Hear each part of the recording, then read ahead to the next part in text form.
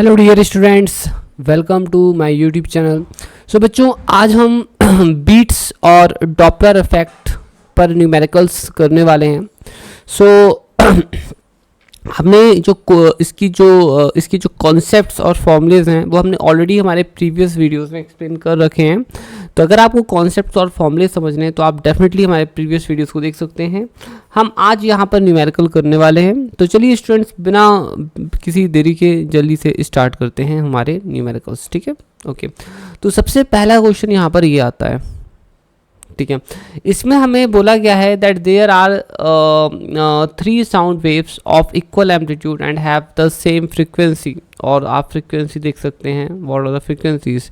They superimpose to give beats, the number of beats produced per second will be. So number of beats produced per second कितना होने वाला है यहाँ पर, ठीक है। देखो बेसिकली जो बीट फ्रीक्वेंसी होती है वो होती है F1 माइनस F2, बट हमारे पास यहाँ पर कितने सारे बेसिकली फ्रीक्वेंसीज हैं, N1 माइनस 1, फिर दूसरा N, फिर एक है N+1। तो एक बार ये दोनों सुपर इम्पोज हो सकते हैं, है ना, उससे हमें मिल जाएगी बीट्स। एक बार ये दोनों सुपर इम्पोज हो सकते हैं, तो मैं एक एक करके करता हूँ। अगर ये दोनों सुपर इम्पोज होते हैं तो जो बीट फ्रीक्वेंसी मिलेगी N-1, so that is equals to हमारा हो जाएगा +1। अगर ये दोनों सुपर इम्पोज होते हैं तो हमें मिलेगा, ठीक है, N-1 N, तो फिर से हमें +1 मिल रहा है। अगर ये दोनों सुपर इम्पोज होते हैं, ये और ये, तो हमें beat frequency B3 equals to मिलेगा N+1 N+1 माइनस N-1, तो ये हो जाएगा +2। तो ये हमारा, तो हमारे पास हमें जो बीट्स मिल रही हैं, एक B1 है, एक बीट फ्रीक्वेंसी, दूसरी है 1 और तीसरी है, ठीक है, 2, ठीक है, 1, 2 एंड 3। अब स्टूडेंट देखो, ये दोनों बीट्स एक ही साथ सुनाई देंगी, इनका टाइम पीरियड सेम है, ठीक है। तो 1/B1, सो दैट इज 1। इसका भी टाइम पीरियड देखोगे तो 1 है। इसका जो टाइम पीरियड निकालोगे इस वाले का, वो आपको मिलेगा 1/2, तो which is equals to beat period equals to 0.5। तो देखो ये दोनों तो एक ही साथ सुनाई देंगी और ये पहले सुनाई देगी, तो टोटल आपको ना 2 बीट्स ही सुनाई देने वाली हैं, ठीक है। Total beats you are going to see here is 2। So number of beats produced per second will be, ठीक है। तो 1 सेकेंड में 2 बार बीट्स होंगी, तो 1 सेकेंड में 0 से लेकर 1 सेकेंड है, तो एक बीट जो है 0.5 पर प्रोड्यूस हो जाएगी और एक 1 पर, तो 2 बीट्स प्रोड्यूस होंगी, ठीक है। बड़ा ही सिंपल सा क्वेश्चन था। नेक्स्ट क्वेश्चन हमारे पास ये है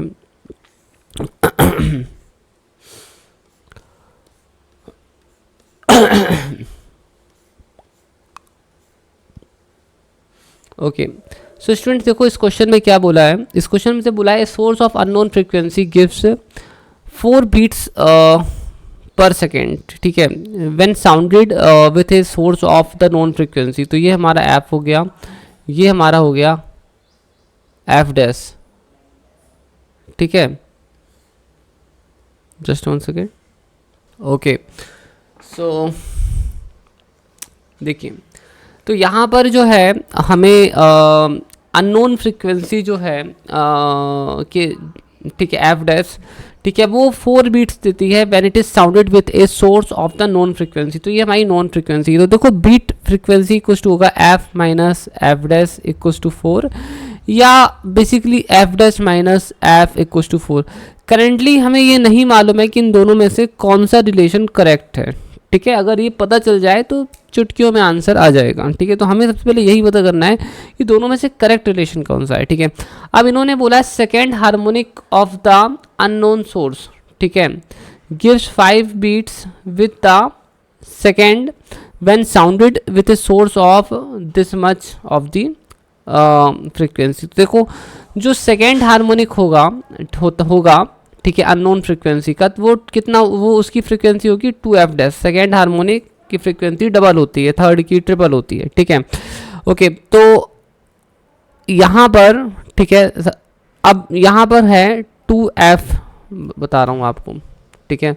सो बेसिकली मैं यहाँ थोड़ा सा लिख लेता हूँ। तो हमारी जो फ्रीक्वेंसी थी F 250 थी, है ना, तो it is 250 minus F' equals to 4, और 250 sorry F' minus 250 equals to 4। अब देखो सेकेंड वाले केस में आता हूँ, तो सेकेंड हार्मोनिक की बात हो रही है, तो 513, तो ये हमारी नॉन फ्रिक्वेंसी है। 513 minus 2f dash equals to कितनी 5 बीट्स दे रहा है, या एक और रिलेशन हो सकता है 2f dash equals minus 513 is equals to 5। ठीक है, ये दो रिलेशन हो सकते हैं। अब हमें यहाँ पर ये पता लगाना है कि अननोन फ्रीक्वेंसी जो है वो है कितनी। So what is the unknown frequency, मतलब एफ डैश हमारा आखिर कितना है, ये हमको यहाँ पर स्टूडेंट्स पता लगाना है। ठीक है, तो देखो मैं यहाँ से जो है एफ डैश निकालता हूँ। So let me just find out from here.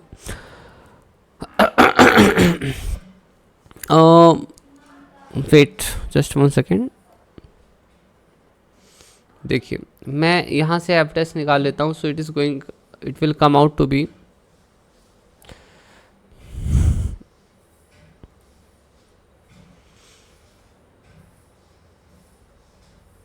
250, so 246। ठीक है, और यहाँ से इसे निकाल लेते हैं f dash. So it will come out to be 254, 254। ठीक है, अब चलो एक काम करते हैं, यहाँ से भी निकाल लेते हैं। ठीक है, सो ये हमारा हो जाएगा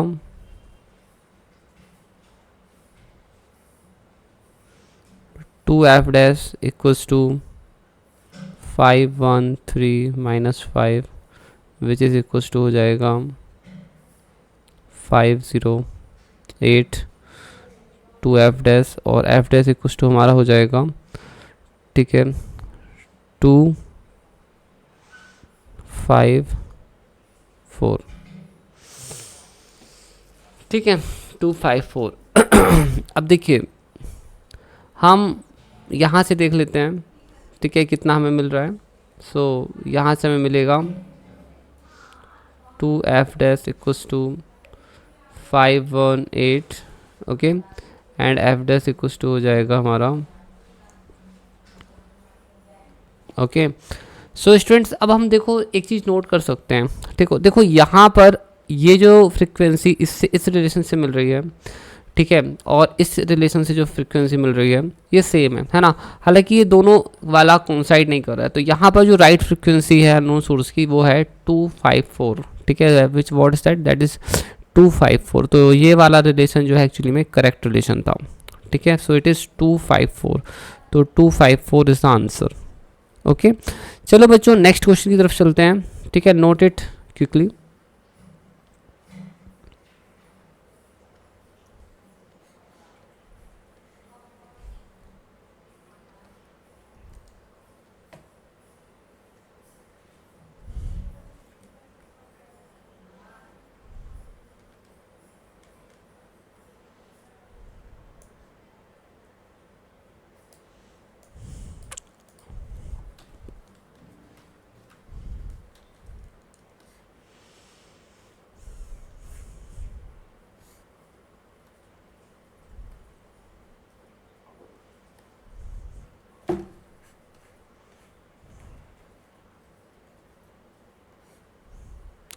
सो स्टूडेंट्स यहाँ पर देखिए इस क्वेश्चन में बोला है टू सोर्सेज हैं P and Q, produce notes of the frequency 660 hertz each. ठीक है, तो एक है पी और दूसरा है क्यू।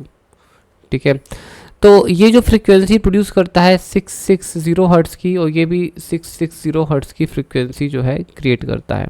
ठीक है, मतलब सेम ही फ्रीक्वेंसी क्रिएट करते हैं। एक लिसनर है जो पी से क्यू की तरफ जा रहा है। So let me write just that this is the observer O. ठीक है, और ये ना P से Q की तरफ जा रहा है। ठीक है, okay. If the speed of the sound, अब ये बोल रहे हैं अगर स्पीड है साउंड की 330 meter per second, then the number of beats heard by the listener per second.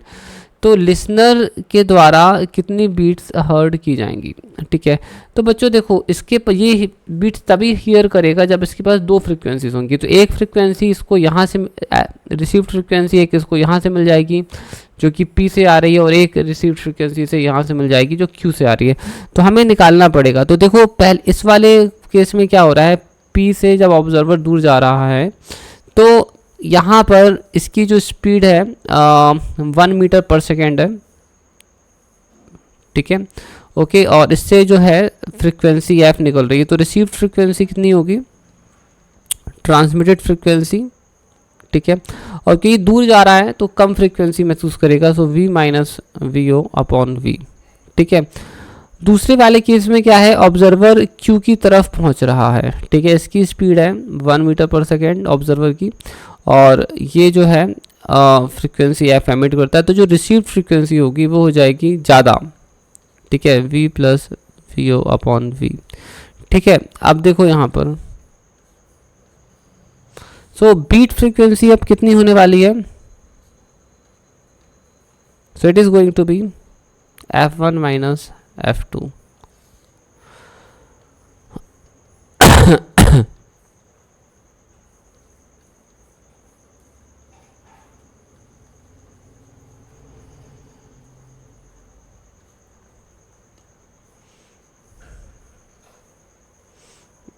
f minus f v o upon v plus f minus sorry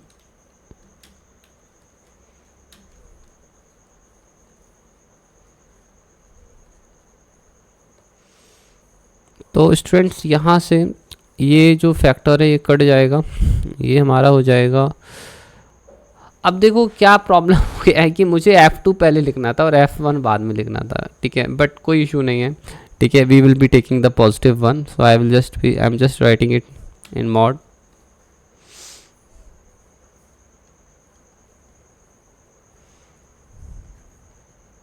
ठीक है।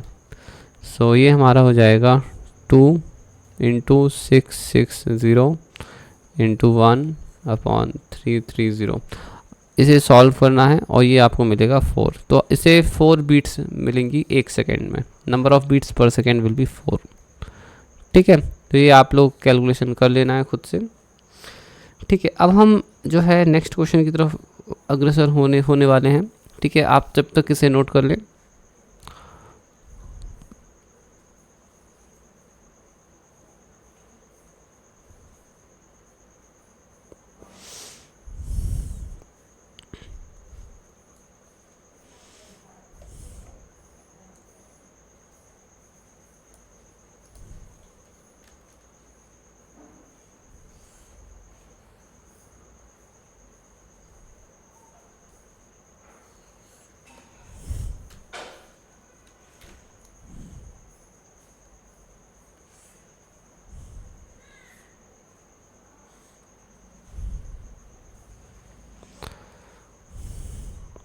So students, this is our next question and let me just tell you how to do it, okay। देखो यहाँ पर क्या है, यहाँ पर बोला गया है 2 identical piano wire kept under the same tension. तो 2 आइडेंटिकल पियानो वायर हैं और उनको सेम टेंशन T पर रखा गया है, have fundamental frequency of 600 hertz, ठीक है। और उनकी जो फंडामेंटल फ्रीक्वेंसी है वो 600 हर्ट्स है, ठीक है। तो आइडेंटिकल पियानो वायर्स हैं kept under the same tension, they have the same frequency 600 hertz. The fractional increase in the tension of one of the wire which will lead to the occurrence of 6 beats, ठीक है। तो किसी एक wire में जो tension है ना वो बढ़ रहा है जिसके कारण 6 बीट्स पर सेकेंड मिलेगा, ठीक है, when both the wires oscillate together, ठीक है, when both the oscillate, okay. तो देखो क्वेश्चन में क्या बोला है मैं एक बार बता देता हूँ। देखो यहाँ पर हमारे पास से 2 पियानो हो गए, एक वायर ये हो गया, एक वायर ये हो गया पियानो का, ठीक है। ये 600 जो है इनकी फ्रिक्वेंसी है, ठीक है।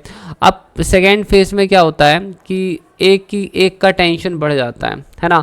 तो इनकी फ्रिक्वेंसीज क्या हो जाएंगी, बदल जाएंगी, है ना, फ्रिक्वेंसी बदल जाएंगी, क्योंकि देखो क्या होता है, जो फ्रिक्वेंसी होती है ना वो डायरेक्टली प्रोपोर्शनल होती है रूट टी के।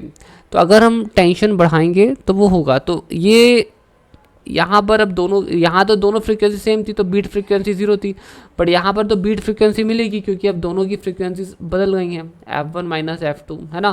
तो यहाँ तो बीट फ्रिक्वेंसी मिलेगी, उसमें कोई शक नहीं है ना, you are definitely going to get it.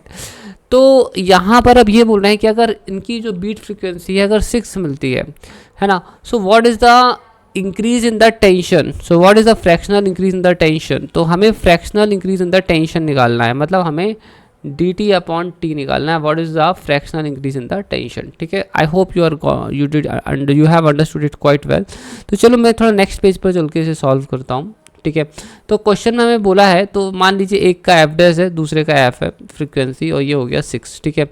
अब देखो फ्रीक्वेंसी मतलब फ्रीक्वेंसी कुछ होता है v अपॉन लैम्डा, ठीक है, और टेंशन के केस में जो लेंथ होता है, ठीक है, integer multiple of half wave length होता है, ठीक है। तो ये हमारा हो जाएगा, ठीक है, v upon 2l upon n, ठीक है। तो ये हो जाएगा n v अपॉन 2l, ठीक है। अब यहाँ पर हम v की वैल्यू रख देंगे, जो v होता है वो होता है रूट टी अपॉन म्यू, तो ये हमारा हो जाएगा f इक्वल्स टू हो जाएगा, ठीक है, n upon 2l root over T upon mu, ठीक है, root over T upon mu, ठीक है। अच्छा, अब हम यहाँ पर क्या करने वाले हैं, ठीक है, बेसिकली यहाँ से अगर आप देखोगे, ठीक है, बता देता हूँ मैं आपको, ये डी एफ या डेल्टा एफ, आप इसे डी एफ या डेल्टा एफ बोल सकते हो, सो दैट इज 6, ठीक है। चलो मैं यहाँ से एक काम करता हूँ, बताता हूँ कैसे निकालते। तो जो फ्रैक्शनल एरर या परसेंटेज, ठीक है, इंक्रीज, ये सब निकालने के लिए हमें लॉग लेना पड़ता है दोनों तरफ, तो मैं लॉग ले रहा हूँ, लॉग एफ। तो ये हो जाएगा log n upon 2l plus log t upon mu 1/2, तो ये हो जाएगा, ठीक है। अब हम दोनों तरफ क्या, अब चलो एक स्टेप और करते हैं, मैं इसे कांस्टेंट है तो मैं इसे अल्फ़ा बोल देता हूँ, ये हो जाएगा 1/2 log t अपॉन म्यू, ठीक है। इसको एक स्टेप और लिख लेते हैं, दैट इज़ log f, ये हो जाएगा अल्फ़ा प्लस 1/2 log t, ठीक है, प्लस माइनस 1/2 log म्यू, ठीक है। ये भी एक कांस्टेंट है। देखो अब अगर मैं दोनों तरफ क्या करता हूँ, डिफ्रेंशिएट करता हूँ, है ना, तो ये हो जाएगा 1/f df, ठीक है, ये हो जाएगा 0, ये हो जाएगा 1/2, ठीक है, ये हो जाएगा dt अपॉन टी, ठीक है। देखो आप लोगों को बेसिक डिफरेंशिएशन आता है, ये सब मैं एज्यूम कर रहा हूँ, ठीक है, ओके। सो ये वाला 0 हो जाएगा क्योंकि ये कांस्टेंट है, ठीक है। अब देखो यहाँ पर हमें क्या मिल गया है, so what we have got, so D F upon F is equals to हो रहा है डी टी अपॉन 2t, ठीक है। तो percentage increase in the tension is D T upon T, that is equals to हो रहा है 2 D F upon F, तो ये हो जाएगा 2 इंटू डी एफ कितना है 6 है, और एफ कितना है, एफ हमें दिया था 600 है, ठीक है।